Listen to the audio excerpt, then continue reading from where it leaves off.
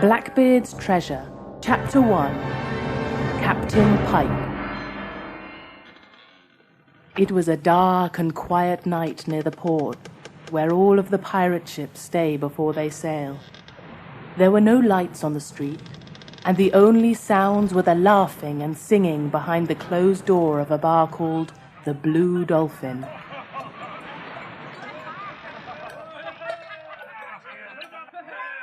A man wearing a black pirate hat opened the door of the Blue Dolphin.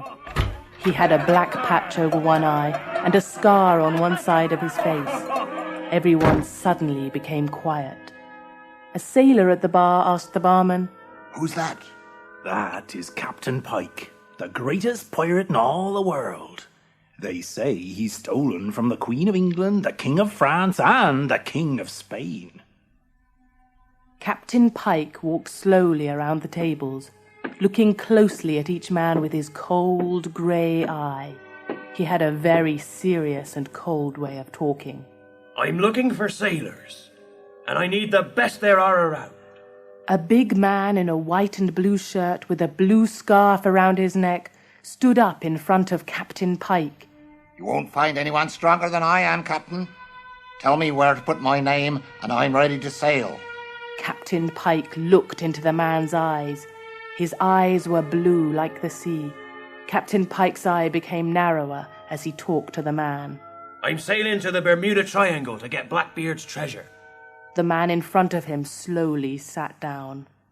Others began to whisper.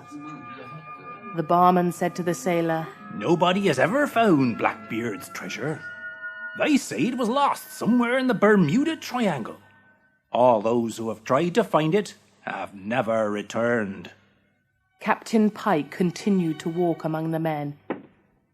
He knew it would be difficult to find men to go with him, so he talked about the treasure to excite them. "They say there are diamonds as big as your nose, rubies, gold, pearls. Blackbeard was a pirate like us. It's in our blood. I'm sure he would want other pirates to have it." Suddenly, a loud scream came from a dark corner near the stairs. A very old man with thin white hair and a shining gold tooth walked out from the darkness to talk to the men. A large white bird sat on his shoulder. You don't know what you're saying. That treasure must always stay with Blackbeard's ghost on his ship. It is his punishment for hurting the natives of the islands. Go to Rum Island. The natives there will tell you the story. Captain Pike looked down at the man, angry because he was trying to start trouble. He wanted to kill the man with his knife, but instead he reached into his coat and took a bag full of gold coins out of his pocket. He put it on one of the tables next to a long white piece of paper he had. "I've got 100 gold coins here. I'll give one to every man that puts his name on this piece of paper and sails with me tomorrow at midnight." The men forgot what the old man said when they saw the gold coins. They ran to sign their names.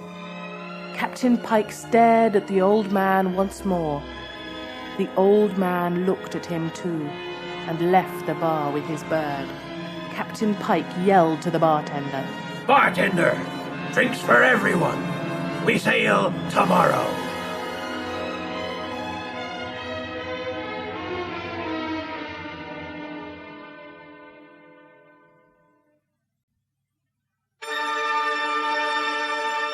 Chapter 2, Blackbeard's Treasure.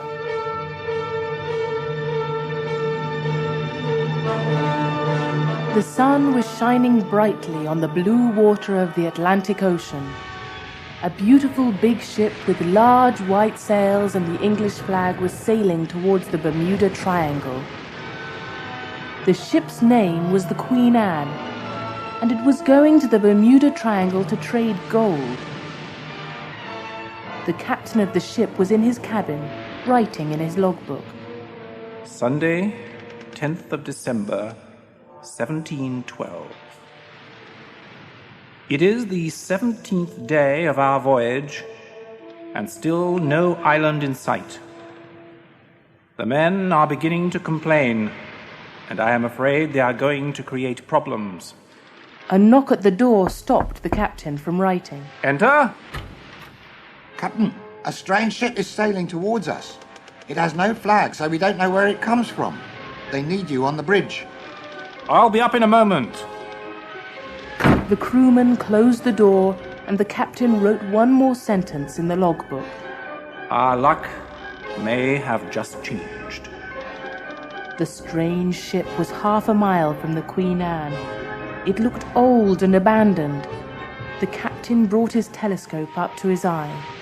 Sail close to it, and we'll see if anyone is on board. One of the crewmen flashed a light 3 times quickly, waited 1 second, then flashed it 2 more times. There was no answer. Open the cannons and sail next to it. The strange ship moved slowly through the water. There seemed to be no one on board. The sails had holes in them, and there was broken wood all over its deck. The captain called over to it. I am Captain Scott, serving Her Majesty the Queen. If anyone is aboard, state your name and who you serve. There was no answer. Lower the boats! We're going aboard!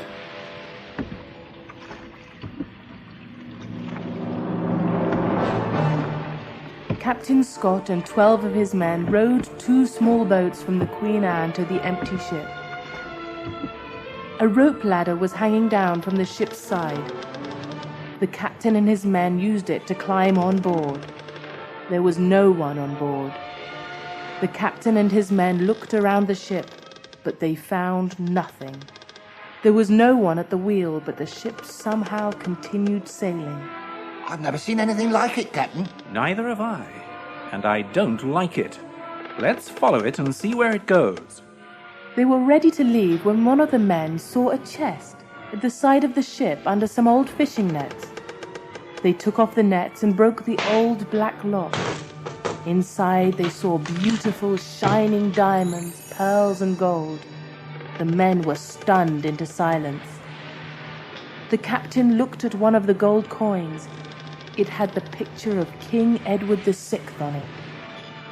This coin is over 100 years old. It is not even in use anymore. What shall we do with it, Captain? I don't see why we should leave it here when there is no one on board. Close it, and we'll take it with us. When all the men were looking at the treasure, something like a black shadow came to the top of the stairs, going down to the cabins below. It stayed back in the darkness of the stairs until the men moved the chest to their boats. No one could see it, but the shadow was really a ghost that looked like a pirate. He wore a long blue coat and had a shining silver sword at his side. He had a red scarf around his head and a long, thick black beard. He followed the men to their boat and sat on top of the chest. No one could see him, but it was Blackbeard, and the treasure was his to watch.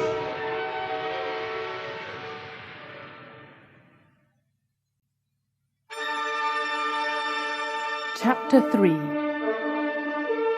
The Queen Anne. All the men of the Queen Anne were waiting on deck when Captain Scott returned. One of them yelled to the boats after he saw the chest. What have you brought us there, Captain? Another man answered. It's gold, and rubies, and diamonds. The captain didn't want the men to get too excited, because he didn't know if he should keep the treasure. That's enough. I want that treasure taken below with our own gold until I decide what we'll do with it. 2 men carried the chest below with Blackbeard still on top of it. A man named Stubbs spoke to the captain about the treasure. Will we give a little of it to each of the men for the long journey? I don't know. I've got a strange feeling about that treasure, but I'm not sure why. I think it's better to leave it alone for a while. But, Captain, we've been sailing for 17 days and we still haven't seen an island. The men need some encouragement. The men shall carry out their duties and be happy with that. They will get exactly what I promised them. The two men who carried Blackbeard and his treasure below put the chest down to wait for the captain. One of the men, Smith, sat on the chest to tie his shoe. The other was standing, smoking a pipe. Blackbeard stood and watched the men with a smile on his face. He knew they couldn't see him, so he knocked Smith's hat off his head. Smith thought the other man did it. What do you think you're doing? What are you talking about? You knocked my hat off. You're crazy. I was standing here smoking my pipe. The men were about to fight when Captain Scott walked down the stairs. What's going on down here? Nothing, Captain. The captain opened the lock on the door. Put it inside next to the Queen's gold. The Queen's gold was in a chest the same size as Blackbeard's treasure, but it looked new. The wood was clean and the lock on it was gold. Blackbeard's chest was old and grey.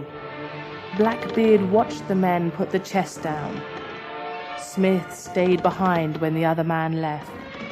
He opened Blackbeard's chest, took out some of the treasure, and put it in his trouser pocket.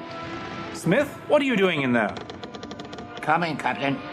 Blackbeard followed Smith out as the captain locked the door.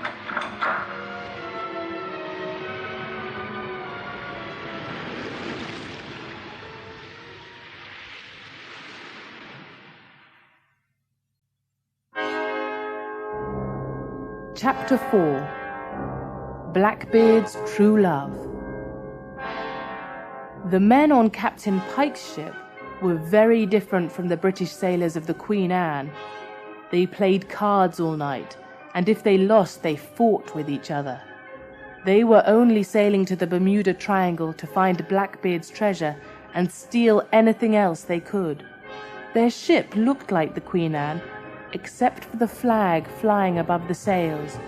It was black, with a white skull and crossbones on it.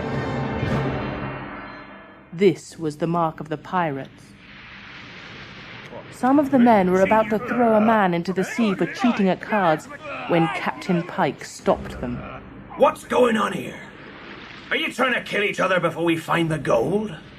This one was trying to cheat us at cards. We can't have that, can we? That we can't, my friend. But we're waiting for a treasure much bigger than the one you play cards for. Put him in the stocks for a day, and let him think about things there. The stocks were 2 pieces of wood with 3 round holes in them. The men placed the prisoner's head and hands in the holes. Then they lowered the top and they locked him inside. He had to stand up the whole time. Captain Pike was standing next to his first mate, Santiago, at the wheel of the ship. Santiago asked him about the danger of finding Blackbeard's treasure. They say no one can take Blackbeard's treasure. Why do you think you can? I think that Blackbeard and I are the same kind of pirate. He wanted everything, and he knew how to get it. When I see that treasure, when I put my hands on it, there's nothing that can make me lose it.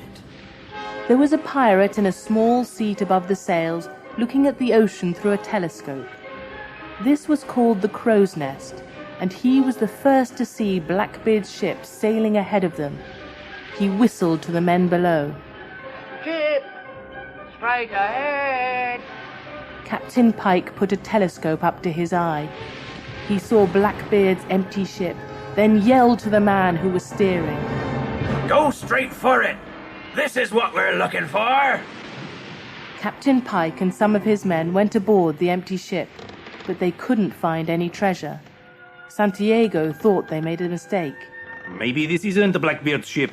It could be a ship lost at sea. There's only one way to find out.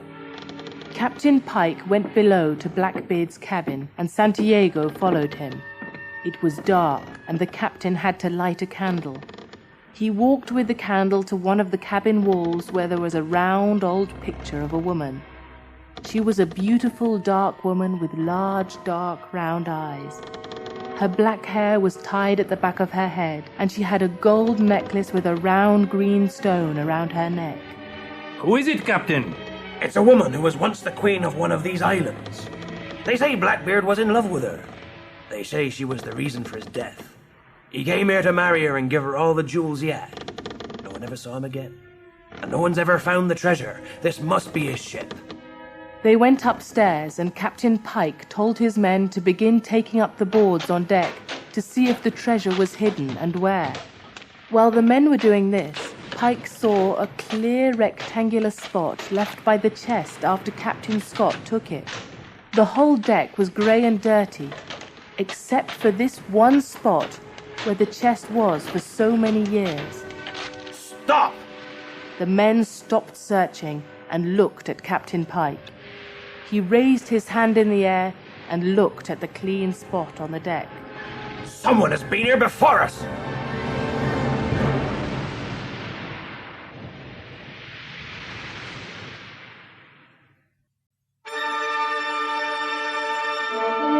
Chapter 5. The Wrong Chest. The Queen Anne sailed for a few more days, but it couldn't find the Bermuda Triangle. The men were getting angry. Captain Scott heard more and more talk about the treasure, so he decided to call the men and speak to them. I know that a lot of you want to see these islands. I want you to know that you will be handsomely paid for this long voyage. Wait a little longer, and you will be rewarded.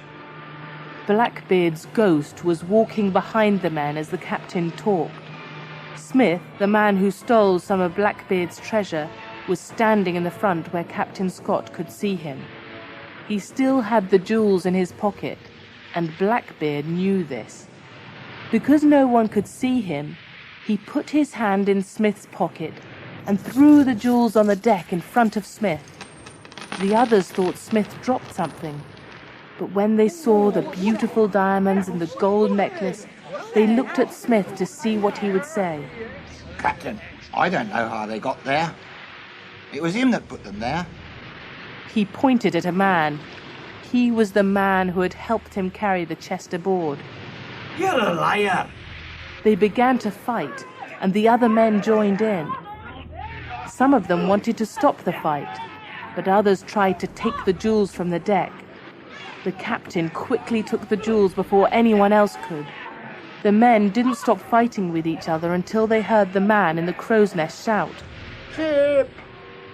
They looked and saw the black flag above the sails of a ship coming towards them, but they didn't know it was Captain Pike. Captain Scott looked through his telescope, then called to the men. Enemy ship approaching! Open the cannons! Prepare to fight! The men were running to different parts of the ship when Captain Pike's ship fired a cannon. A loud boom was heard, but the cannonball missed and landed in the water, making a big splash next to the Queen Anne. Another cannon was fired. This one hit one of the Queen Anne's sails. The Queen Anne fired back, and the battle began. It was a fierce battle. The sails on both ships had holes in them and were on fire, and there was black smoke in the air. When the ships were close enough, the pirates used ropes to jump onto the Queen Anne. All the men were fighting with swords, so there was no one to watch the treasure. Captain Pike jumped on board the Queen Anne. He went below with two of his men where Blackbeard's treasure was. Captain Scott saw them below and followed with his sword in his hand. Captain Pike turned to fight him. I know you've got that treasure, and I'm not leaving without it. You will die before you touch a piece of what's behind that door. Blackbeard was watching all of this. He followed Captain Pike downstairs, and when he had the chance, he hit him over the head with a piece of wood. Captain Pike was surprised. He didn't know what happened. Quick, open that door, now! Pike's men broke the door open, and Captain Pike opened both chests. He left the Queen's gold pieces and put his hands on the shining jewels of Blackbeard's treasure. Look at these beauties. I've never seen such colors. Blue diamonds, pearls, red rubies. Blackbeard closed the top down on Captain Pike's hands, and he screamed in pain. Good God! Open it! Open it! His men helped open the chest. but both Pike's hands were badly hurt. Take that one with us. We'll come back for the other later. Captain Pike was looking at his injured hands. His men were very surprised at what happened, so they picked up the wrong chest. It was the chest with the Queen's gold in it. Blackbeard was smiling at Captain Pike, knowing that no one would get his gold. He didn't know himself that they were leaving his treasure behind, so he sat on the chest that the men took back to the pirate ship.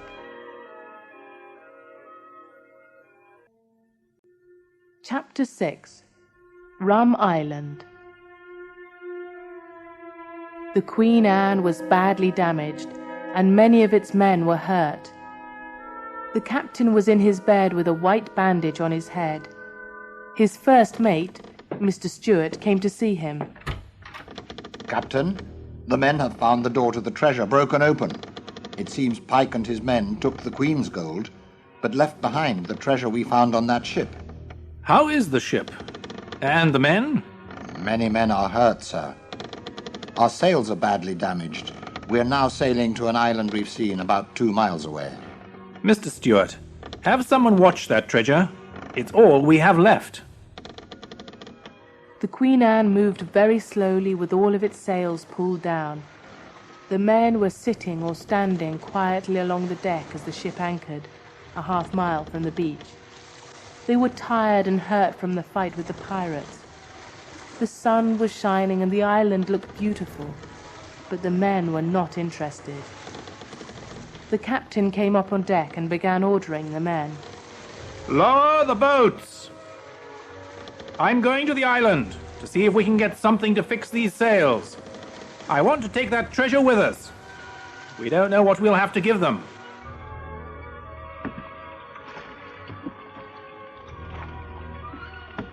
The island had a long beach of white sand with tall green coconut trees on it. They pulled their boats up onto the sand. As they were deciding which way to go, they saw a native boy jump from a tree and run away. The captain spoke first. Let's follow him. He may lead us to his people. The boy led the men through the green hills of the island. He stayed far ahead of them, but stopped whenever he wanted them to see him and follow. There were tall green plants on the hills, and the air smelled of vanilla. What's that smell? It smells like rum. It is, and these are the sugar plants they use to make it. They break the plants apart and mix the rum in large barrels. It smells as if they're making sweets. It'll be nice if we get to taste it. The men laughed as they walked on. When they came to the top of a hill looking down onto a village, they saw natives working near small houses made from trees and leaves. The small boy they were following ran into the village before them, and everyone began looking up at Captain Scott and his men. They stopped what they were doing and waited for the sailors. A tall, dark, and very beautiful woman in a white headdress was standing in front of the natives, waiting for Captain Scott. She had large, dark eyes, and she wore a gold necklace with a green stone, just like the one in the picture on Blackbeard's ship.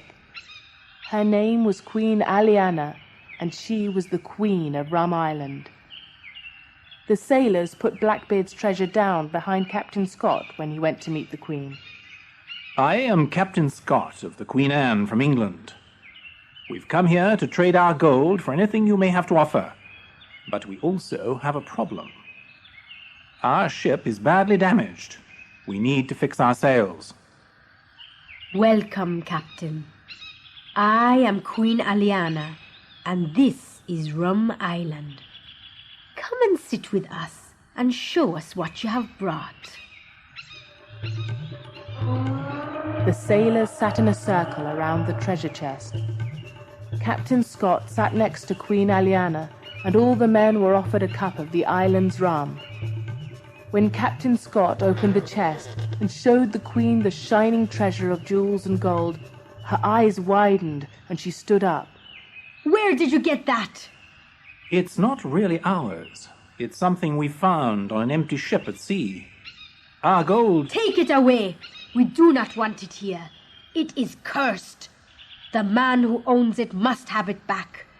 You must take it back to where you found it. The Queen waved her hand. All of the natives left and went inside their houses, leaving Captain Scott and his men alone.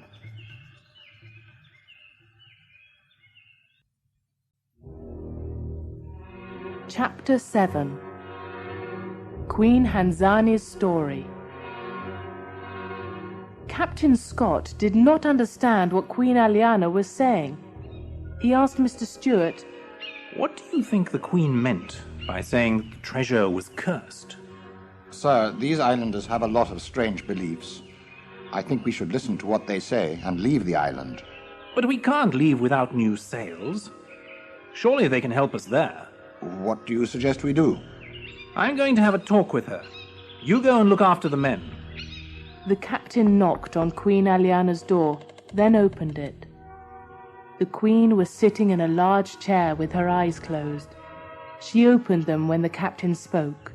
Excuse me, Queen Aliana, but I would like to talk to you. She did not say anything. I don't know why that treasure made you so angry, but our ship... The Queen raised her hand to stop the captain from talking. She stood up and walked to one of the walls of the room. She took a picture from it. It was a picture of the same woman in Blackbeard's cabin. Without her headpiece on, Queen Aliana looked exactly like her. She gave the picture to Captain Scott to look at. It's a beautiful picture of you. It's not me, Captain. It's my great-grandmother, Queen Hanzani. She was once the queen of this island, and of all the islands in the Bermuda Triangle. She was a great and kind woman, but she died, sadly, at a young age from a broken heart. Was her husband killed by one of your enemies? We had no enemies at that time, except for the pirates who came to steal from us. The man she loved and married left these islands and changed into an evil person. Does this have something to do with you not wanting the treasure we showed you? Captain, sit down and I will tell you a story. The captain sat in a chair opposite the Queen. Her large, soft eyes made him feel very relaxed. He sat back in his chair and listened to her story. He saw everything as if it was all happening right there in front of him. When my great-grandmother was 16, she and a boy her age promised to love each other forever. So they married, and some time later, that boy left the island. He said he was going to sail around the world and bring back all of the things which would make their life together perfect and happy. While he was gone, pirates attacked the island. They killed Queen Hanzani's parents and stole everything they had. Many people died because they had no food. Queen Hanzani found a way to make rum from the sugar plants so they could trade it with others for food. She made the island strong, and soon all of the people from all of the islands in this triangle began working together so that the pirates would never do such a thing again. Everyone knew the Queen did this so her true love would have a home to return to. Each morning, she would walk along the beach to see if his ship was coming, and each morning she returned a little bit more sad. When he finally returned, it was awful. He returned as a pirate with a chest full of stolen treasure. He wanted to give it to Queen Hanzani and take her away from the island to live with other rich kings and queens. She was furious.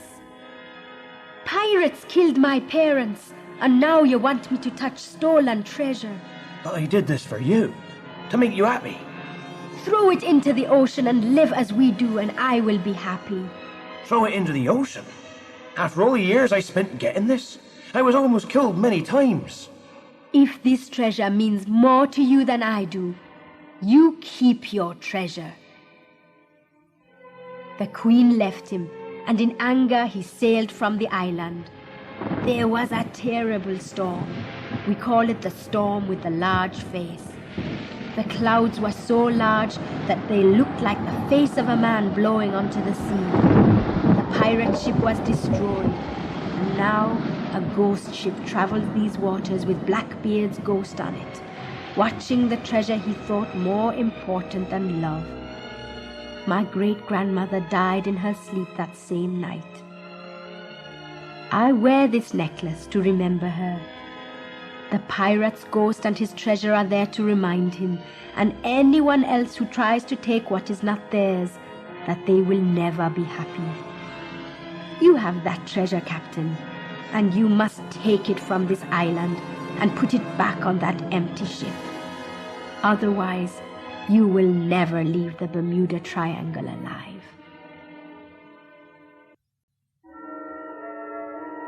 Chapter 8. The Face in the Moon.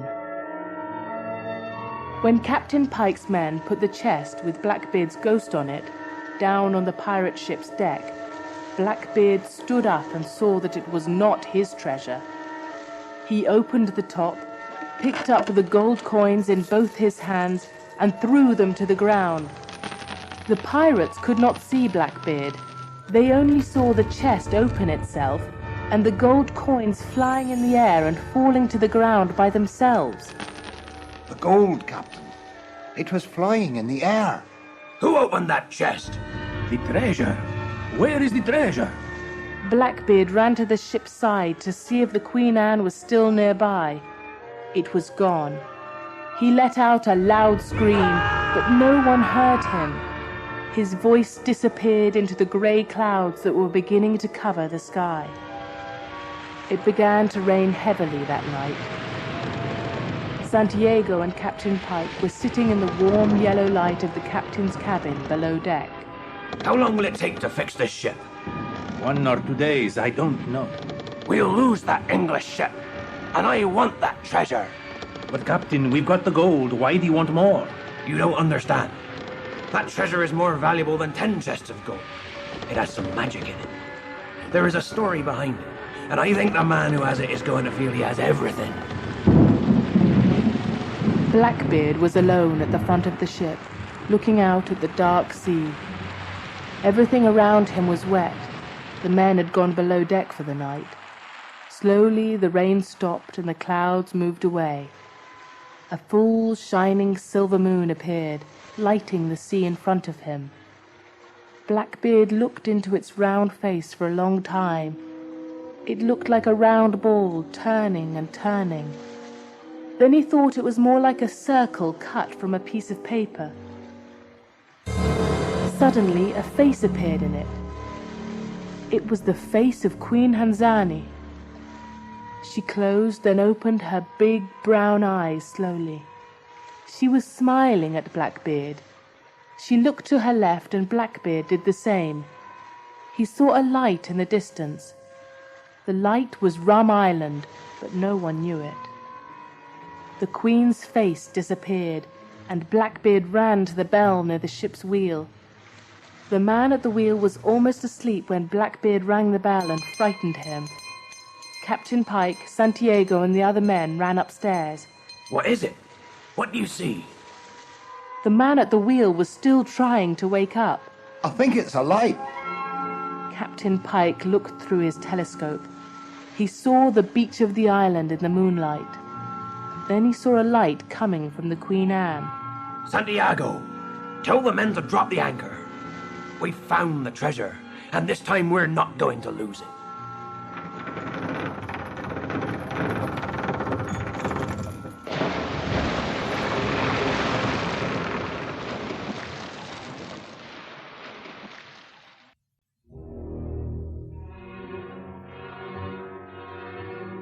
Chapter 9.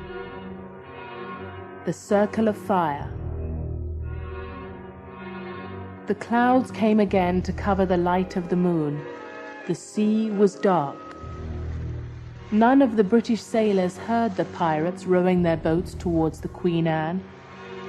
Captain Pike and his men climbed the ship's side and surprised the sailors on deck.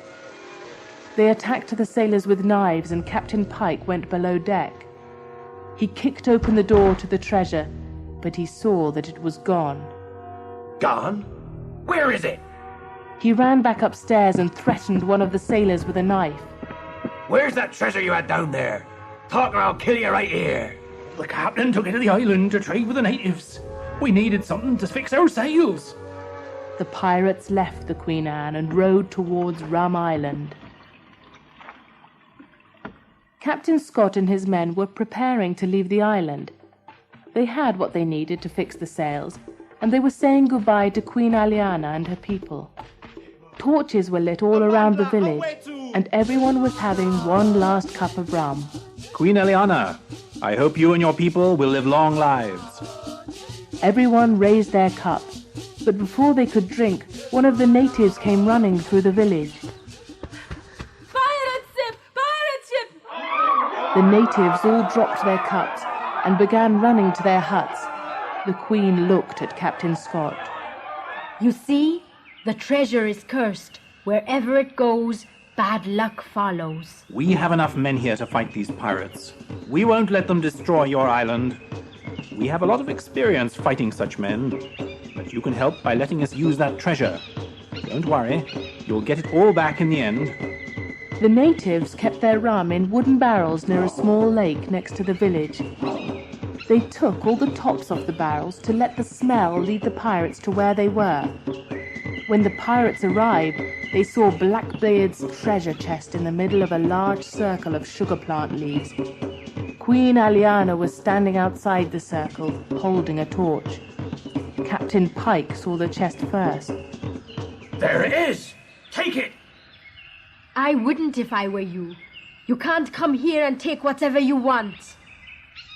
Who are you? I'll do what I want.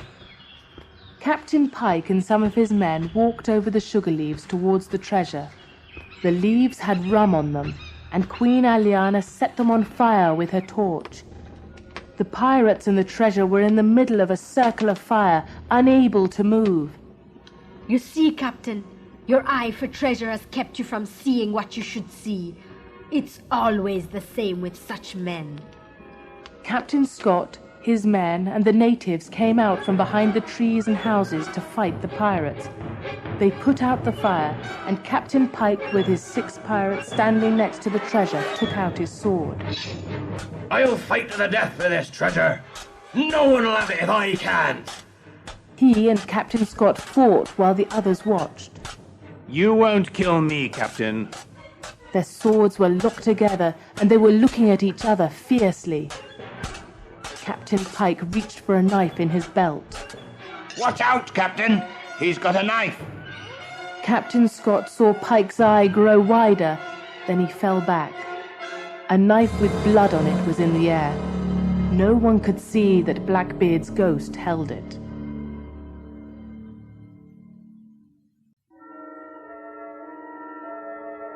Chapter 10. Blackbeard's Peace. Blackbeard dropped the knife to the ground. Look! The knife! It moved by itself! It's the curse of the treasure. It's a message from Blackbeard. No one could see the ghost except for Queen Aliana.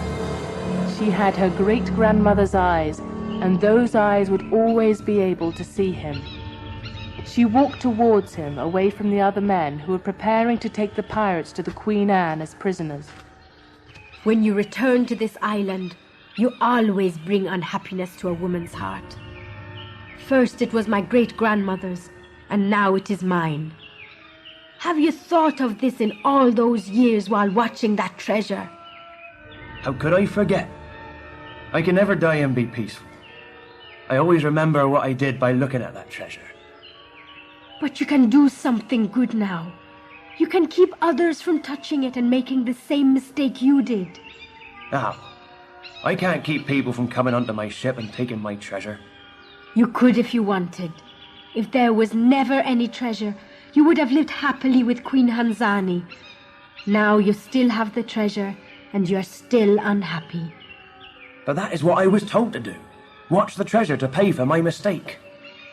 Have you ever thought of what it is that will end this punishment and let you die in peace? Blackbeard had no answer. He was quiet. Captain Scott came to say goodbye to Queen Aliana. Your Highness, we are ready to leave your island. I'm sorry for the trouble we brought with us, but I want to thank you for giving us what we need to sail again.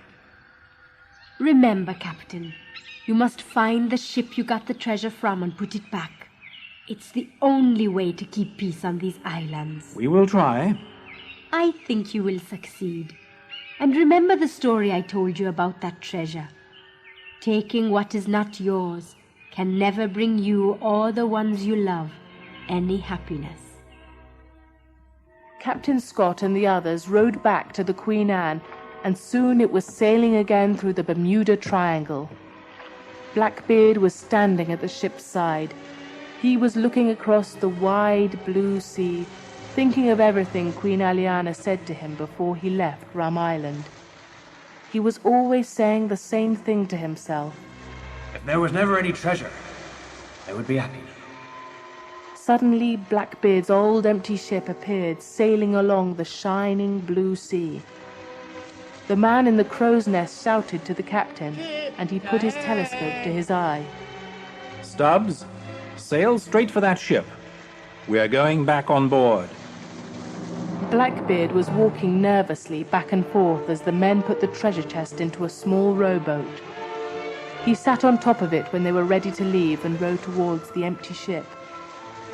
Captain Scott told the men to leave the chest where they found it.